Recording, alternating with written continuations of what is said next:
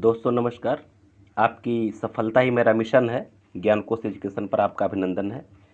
मित्रों, आप तो समझ ही रहे हैं कि यहाँ से टीजीटी पीजीटी का कंप्लीट कोर्स तैयार करवाया जा रहा है, जिसमें नाटक कंप्लीट हो चुका है, काव्यशास्त्र कंप्लीट हो चुका है। ये लेटेस्ट वीडियो की मैं बात कर रहा हूँ। वैसे तो पिछले साल 2021 में मैं पूरा लगभग सारा कोर्स में तैयार करवा दिया था। तो अगर आप इस वीडियो को देख रहे हैं तो इस चैनल के प्लेलिस्ट में अवश्य जाएं। वहाँ आपको 4-5 प्लेलिस्ट मिलेगा।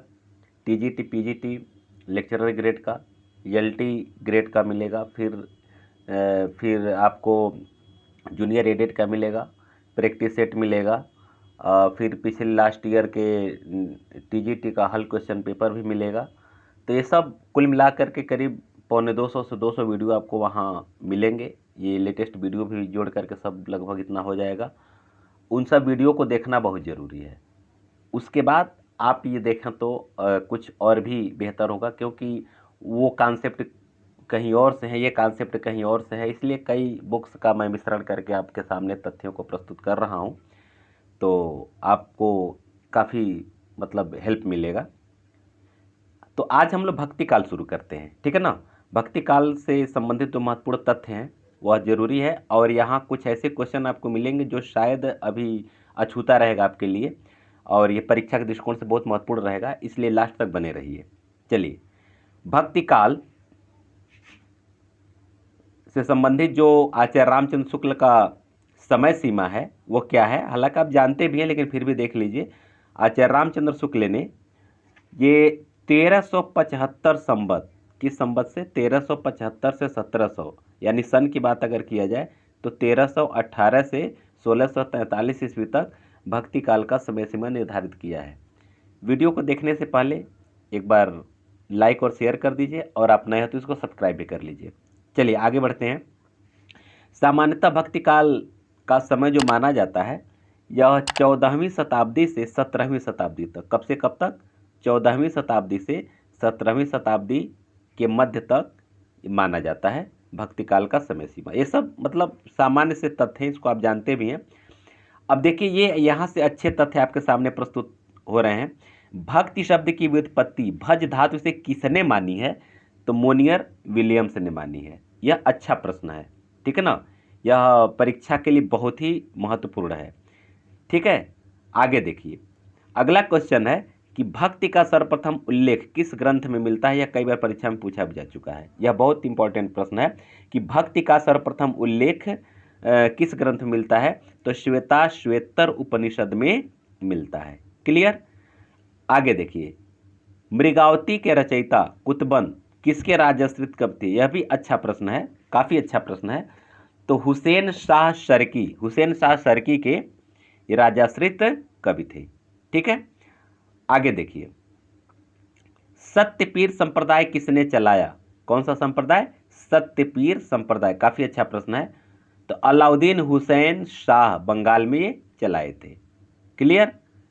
आगे देखिए, ब्रह्म सूत्रों की रचना किसने की। ब्रह्म सूत्रों की रचना किसने की, काफी अच्छा प्रश्न है। बादरायण ने की। कब की, तो 300 ईस्वी में की थी। क्लियर।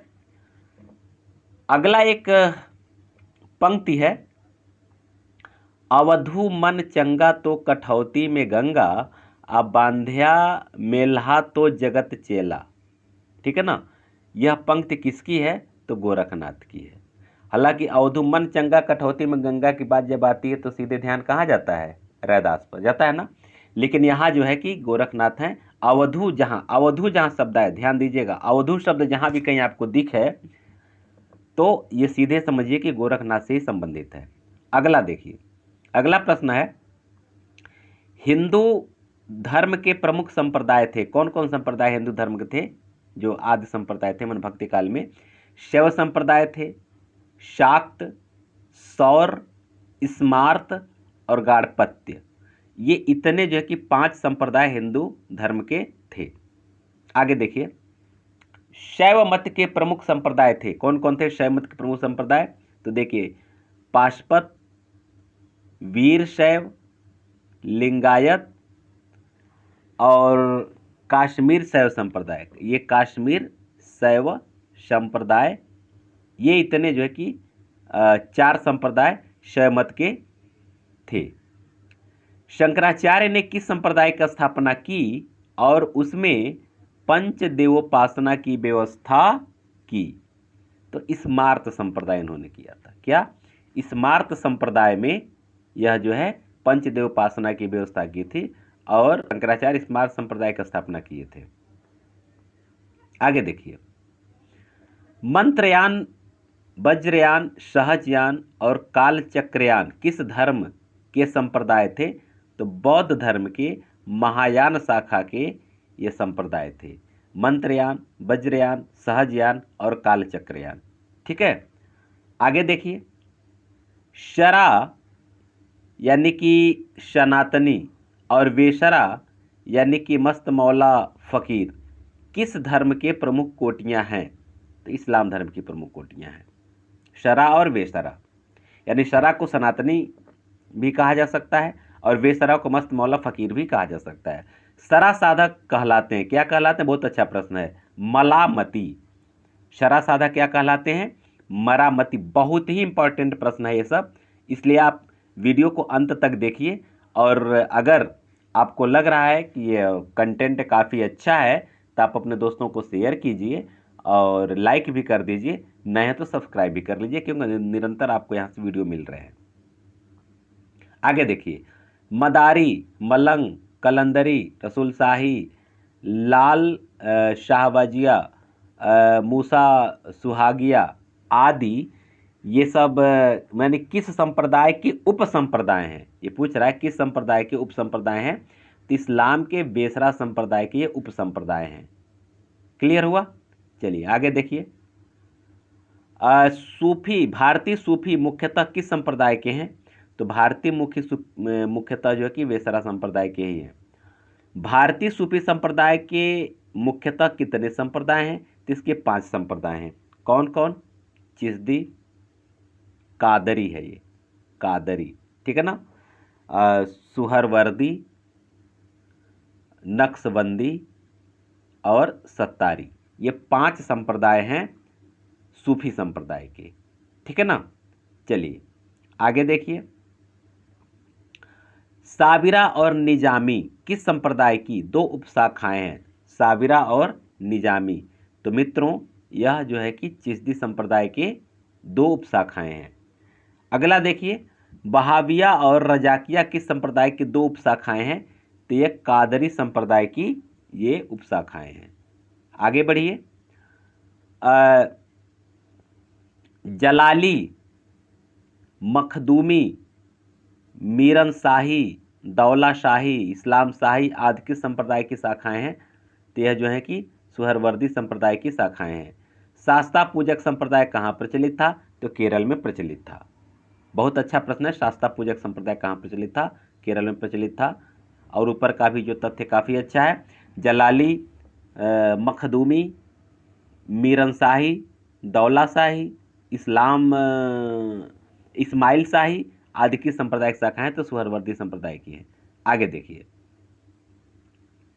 धर्म ठाकुर सहजिया, बाउल, सत्यपीर, कर्ता भाजा संप्रदाय कहाँ प्रचलित थे? तो सभी के सभी संप्रदाय बंगाल में प्रचलित थे। अगला देखिए, पंचसखा संप्रदाय कहाँ प्रचलित था? तो उड़ीसा में प्रचलित था। वारकरी और महानुभाव संप्रदाय कहाँ प्रचलित था? तो महाराष्ट्र में प्रचलित था। कहाँ प्रचलित था? तो यह महाराष्ट्र में प्रचलित था। निर्गुण भक्ति का आदि स्रोत, बहुत अच्छा प्रश्न है, निर्गुण भक्ति का आदि स्रोत माना जाता है कहाँ से? श्वेतर उपनिषद। आगे देखिए, सगुण भक्ति का आधार माना जाता है, क्या माना जाता है सगुण भक्ति का? श्रीमद् भागवत। चूनड़ी क्या है? चूनड़ी क्या है? जैन साहित्य के अंतर्गत एक मुक्तक काव्य है। भक्ति आंदोलन को ईसाइयत का देन किसने माना है? तो जॉर्ज ग्रियर्सन ने माना है। किसने माना है? ग्रियर्सन ने माना है। आगे देखिए, भक्ति हिंदी में भक्ति साहित्य की परंपरा किससे शुरू होती? बहुत अच्छा प्रश्न है। हिंदी में भक्ति साहित्य की परंपरा किससे शुरू होती है? तो मित्रों, ये नामदेव से शुरू होती है, जो 1267 ईस्वी के में इनका जन्म था और उनकी रचनाओं से ये माना जाता है। ठीक है ना। आगे देखिए, भक्ति आंदोलन को इस्लामी आक्रमण की पराजित हिंदू जनता की असहाय एवं निराश मन स्थिति से किसने जोड़ा है? तो रामचंद्र शुक्ल ने जोड़ा है। आगे देखिए, निराश नहीं, भक्ति को धर्म का रसात्मक रूप किसने स्वीकार किया है? भक्ति को धर्म का रसात्मक रूप आचार्य रामचंद्र शुक्ल ने ही स्वीकार किया है। आगे देखिए, भक्ति का जो सोता दक्षिण की ओर से धीरे धीरे उत्तर भारत की ओर पहले से आ रहा था, राजनीतिक परिवर्तन के कारण शून्य पड़ते जा रहे थे, जनता के हृदय क्षेत्र में फैलने के लिए पूरा स्थान मिला। यह कथन किसका है? आचार्य शुक्ल का ही है। आगे देखिए, ये पंक्ति है, बहुत अच्छा पंक्ति है और ये परीक्षाओं में पूछा जा चुका है। झिलमिल झगड़ा झूलते बाकी रही न काव, गोरख अटके कालपुर कौन कहावे साहब। तो जहाँ गोरख की बात आती है सीधे ध्यान जाता है गोरखनाथ पर, लेकिन सावधान, ये कबीर का है। क्लियर हुआ? आगे देखिए, बहुत दिवस ते हांडिया बहुत दिवस ते हाड़िया सुन्नी समाधि लगाई, करहा पड़िया गाड़ में दूरी करा परा पछताई। ये पंक्ति किसकी है? ये पंक्ति भी कबीर का ही है। आगे देखिए, ईश्वर के धर्म स्वरूप को लेकर, उस स्वरूप को लेकर जिसमें रमणीय अभिव्यक्ति लोक की रक्षा और रंजन में होती है, प्राचीन वैष्णव भक्ति मार्ग राम भक्ति सखा उठी, कृष्ण भक्ति सखा केवल प्रेम स्वरूप ही लेकर नई उमंग फैली। यह कथन किसका है? मेन बात है कथन, तो ये आचार्य रामचंद्र शुक्ल का ये कथन है। किसका कथन है? आचार्य रामचंद्र शुक्ल का ये कथन है। भक्ति की निष्पत्ति श्रद्धा और प्रेम के योग से होती है। यह कथन किसका है? तो आचार्य शुक्ल का है। मराठी भाषा में अभंगों की रचना किसने की? तो नामदेव ने किया था। किसने किया था? नामदेव ने किया था। नामदेव के गुरु कौन थे? तो विसोवा खेचर करके नामदेव के गुरु थे। अब आइए, नामदेव की कुछ महत्वपूर्ण पंक्तियां हैं, इसको थोड़ा सा देख लिया जाए, क्योंकि पंक्तियां अक्सर पूछता है और थोड़ा सा अगर ध्यान नहीं देंगे तो कबीर और जायसी जैसा लगता है, तो फिर मामला फंस जाता है। ध्यान से देखिएगा। मेरा जन्म सुई तन तेरा धागा, एक मिनट, हाँ फिर से देखिए, मन मेरा सुई तन तेरा धागा, खेचर जी के चरणों पर नामा सिपी लागा। तो जहाँ खेचर जी की बात आती है तो सीधे आप नामदेव को कर लेंगे। ठीक है। सुफल जन्म मोको गुरु कीन्हा, दुख विसार सुख अंतर कीना। यह जो है किसकी पंक्ति है? तो नामदेव की है। आगे देखिए, ये भी है, ये देखिए, किस हूँ पूजूं दूजा नजर न आई, एक पाथर किज्जे भाव दूजे पाथर धुरिये पाँव, जो वो देव तो हम भी देव, कहे नाम देव हम हरि सेवा। यह भी पंक्ति उन्हीं का है। अगला देखिए, भगत हेत मरियो हरिना कुश, नरसिंह रूप हुए देह धारियो, नामा कहे भगति बस केशव, अजहू बल के द्वार खरौ। ये सब पंक्तियां भी ये उन्हीं का है। ठीक है ना। चलिए आगे देखते हैं। माई न होती बाप न होते, कर्म न होता काया, हम नहीं होते तुम नहीं होते, कौन कहाँ ते आया, चंद न होता सूर न होता, पानी पवन मिलाया, शास्त्र न होता वेद न होता, कर्म कहाँ ते आया।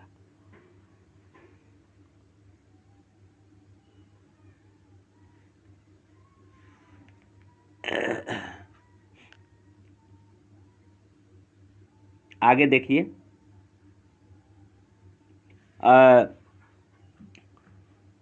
पांडे तुम्हारी गायत्री लोधे का खेत खाती थी, लयकर ठेंगा ठगरी तोरी लंगत लंगत आती थी। यह भी उन्हीं का है, ठीक है ना।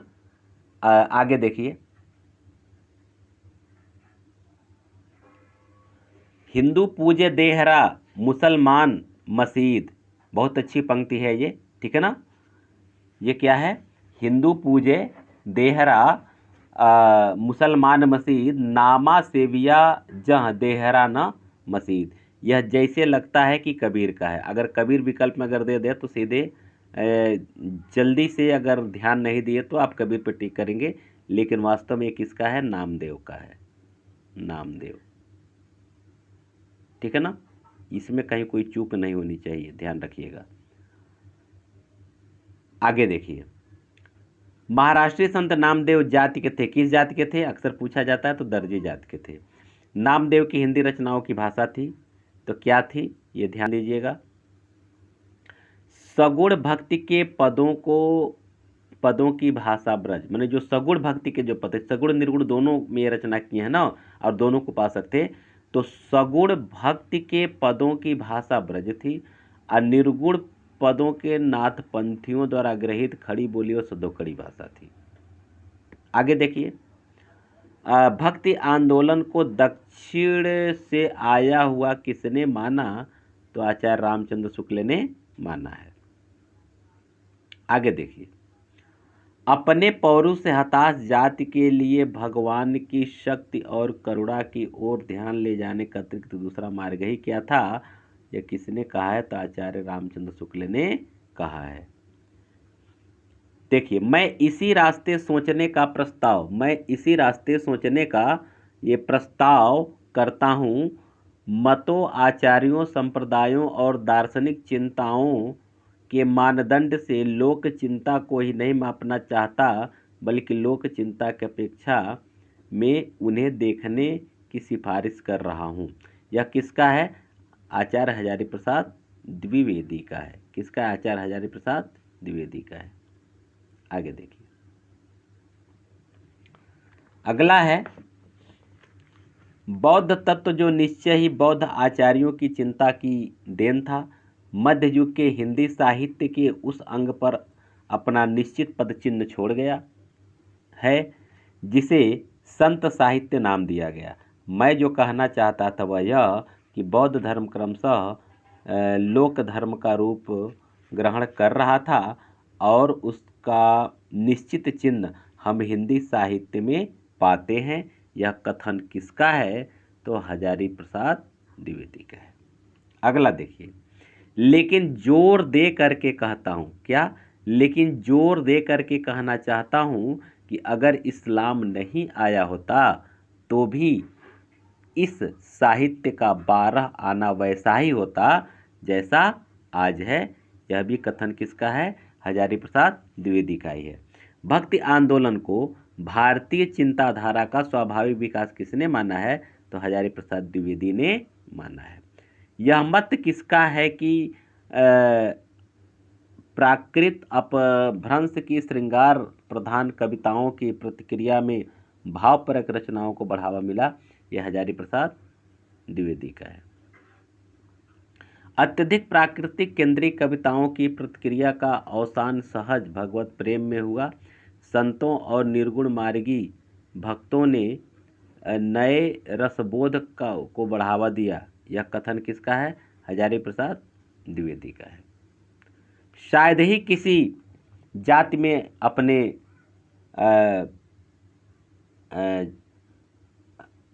कहाँ गया? हाँ, शायद ही किसी जाति में अपनी वर्तमान सामाजिक मर्यादा के विषय में ऐसा तीव्र आंदोलन फैला हो वयनजीवी जातियों यानी बुनकरों में पाया जाता है। तीव्र असंतोष का गहरा संबंध निर्गुण संतों के अखड़पन से है। यह कथन किसका है मित्रों? यह कथन किसका है? असली बात यह है, यह कथन है हजारी प्रसाद द्विवेदी का। किसका है? हजारी प्रसाद द्विवेदी। ठीक है, तो आज की वीडियो में बस इतना ही।